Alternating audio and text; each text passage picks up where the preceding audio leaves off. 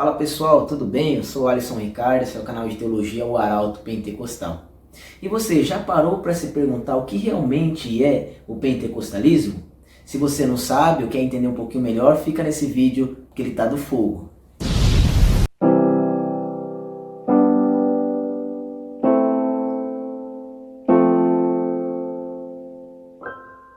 Nós olhamos, pessoal, para o ano de 1900 nos Estados Unidos, nós encontramos uma escola de estudos bíblicos chamada Bethel. O professor era Charles Fox Parham. A atividade dada aos alunos era que estes procurassem dentro da Bíblia qual era a evidência inicial para o batismo no Espírito Santo. Claro que nesse contexto, o que mais estava em pauta era temas espirituais de renovação carismática, de renovação espiritual, batismo com o Espírito Santo, santidade, revestimento de poder, eram temas que estavam em alta ali, por conta de tudo aquilo que eles estavam vivendo, pelos movimentos de santidade, dentro das próprias linhas de pensamento ali daquela época.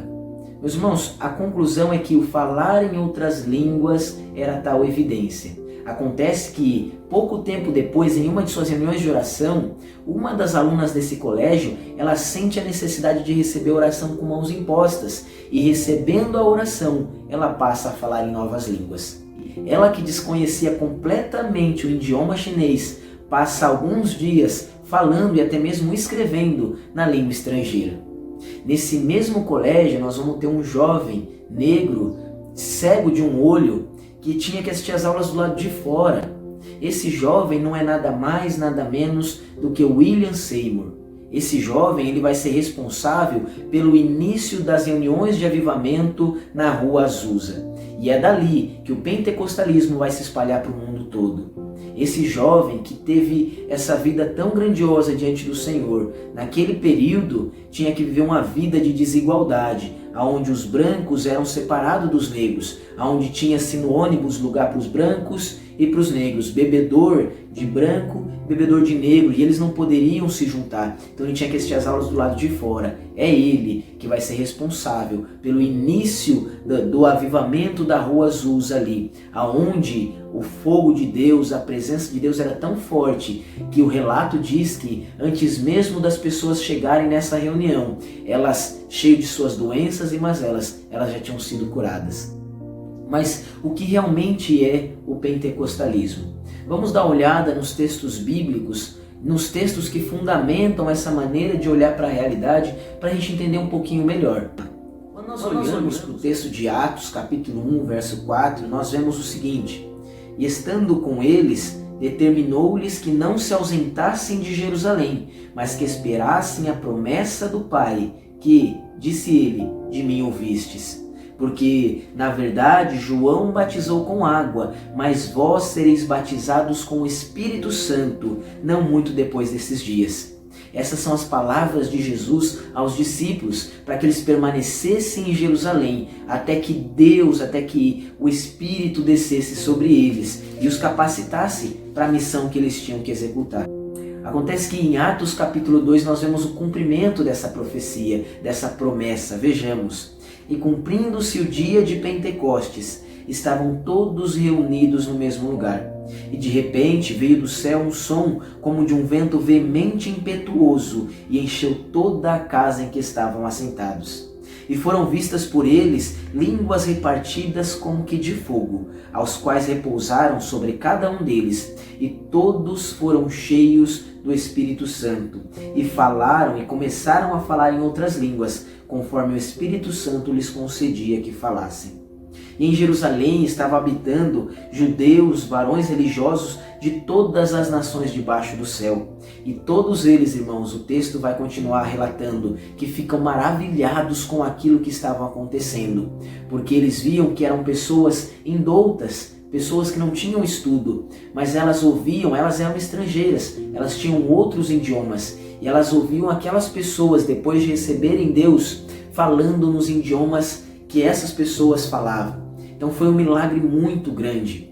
Agora, eles começaram a falar em outras línguas e por um lado causou alegria e maravilhamento, mas por outro lado causou espanto.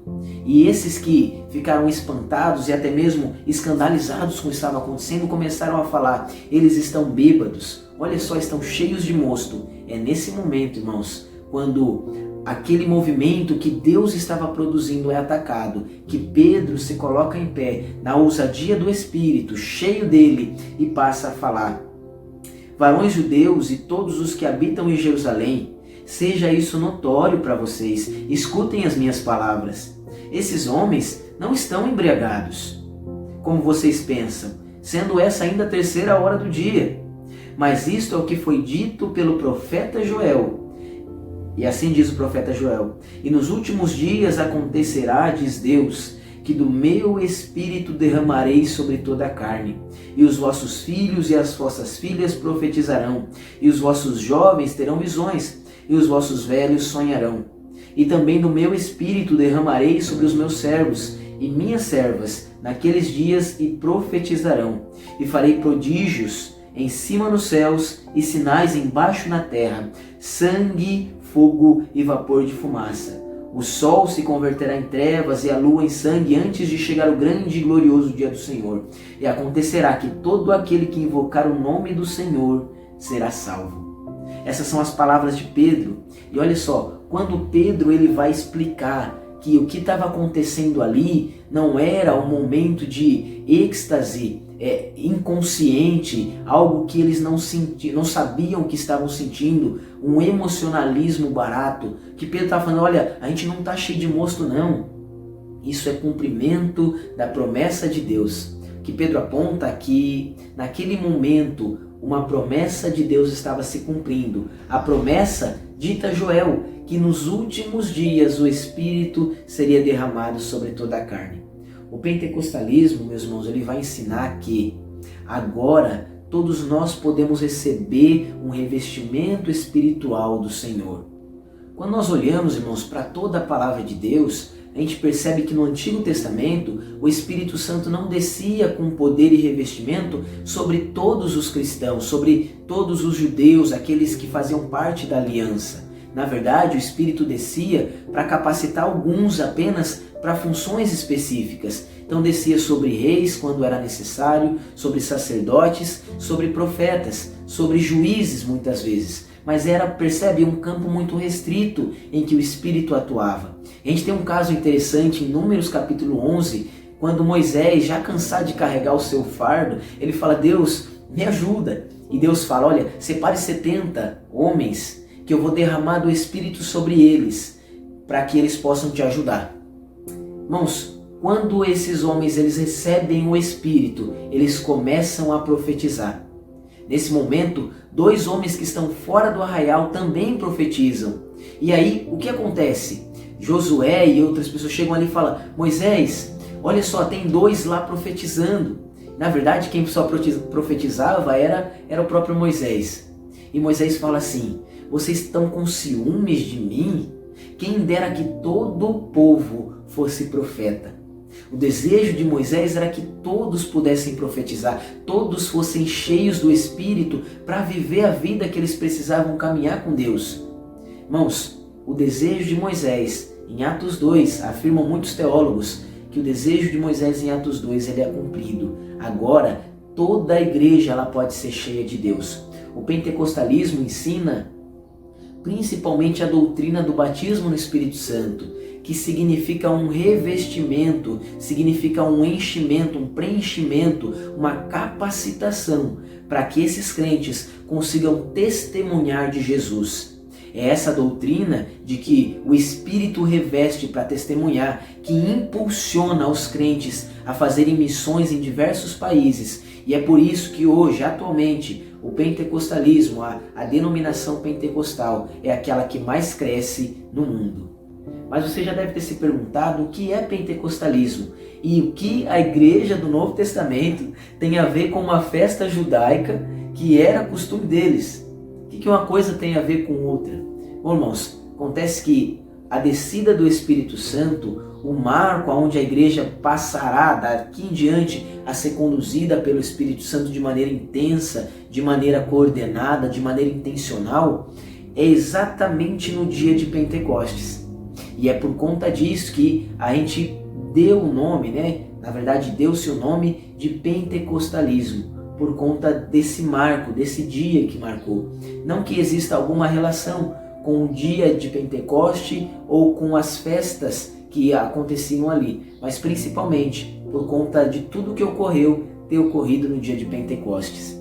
Ao longo da história da igreja, irmãos, nós percebemos diversas doutrinas cristãs a respeito da dupla natureza de Jesus, da divindade de Jesus, do nascimento virginal de Cristo, diversas doutrinas sendo enfatizadas, mas a doutrina do Espírito Santo, ela foi um pouco ignorada ao longo da história da igreja. Por mais que a gente teve pessoas específicas tratando do assunto, nunca houve um movimento grande para tratar dessa doutrina. Os pentecostais, eles vão ser responsáveis por dar essa ênfase na doutrina e na ação do Espírito Santo. Nesse sentido, irmãos, a doutrina pentecostal, o pensamento pentecostal, o pentecostalismo, ele é marcado por algumas doutrinas específicas ou por algumas ênfases específicas, principalmente no batismo com o Espírito Santo. Os pentecostais vão ser aqueles que creem na atualidade dos dons espirituais, principalmente de que os dons que Deus concedeu para a igreja no Novo Testamento, eles ainda estão presentes para a igreja hoje. E de que principalmente o Espírito Santo nos capacita de uma maneira especial para atuarmos, para testemunharmos, para fazermos a obra de Deus. Ser pentecostal, em linhas gerais, é acreditar que o Espírito Santo reveste de maneira sobrenatural o cristão para testemunhar. Claro que muitas igrejas entendem o batismo com o Espírito Santo como sendo a mesma coisa que a conversão. Quando você se converte, quando você recebe a Deus, você nasce de novo, você recebe o nascimento espiritual, o batismo com o Espírito Santo. Mas esse não é o entendimento dos pentecostais. O que marca a doutrina pentecostal é que depois de você nascer de novo, depois de Deus tocar em sua vida e te trazer para perto, Ele também pode te capacitar de maneira sobrenatural para ser uma testemunha de Jesus. Claro, pessoal, que essa é uma tentativa de definir o pentecostalismo, ou melhor, em linhas gerais, de apresentar do que se trata o pentecostalismo. A gente falou um pouquinho do marco histórico aonde o pentecostalismo surgiu, do que acredita o pentecostalismo em linhas gerais e o significado do termo Pentecostes, e o porquê pentecostalismo. Mas falta ainda tratarmos, por exemplo, dos antecedentes históricos da doutrina pentecostal. Falta falarmos a respeito do batismo com o Espírito Santo de maneira mais adequada, do falar em outras línguas, das línguas estranhas e de tantos outros temas que estão dentro desse assunto. E se você tem interesse de continuar acompanhando esse conteúdo, essas ideias, essa maneira de pensar e seguir essa linha de raciocínio em direção a outros temas também, fique no canal. Esse canal ele foi criado para você, o canal de Teologia Pentecostal.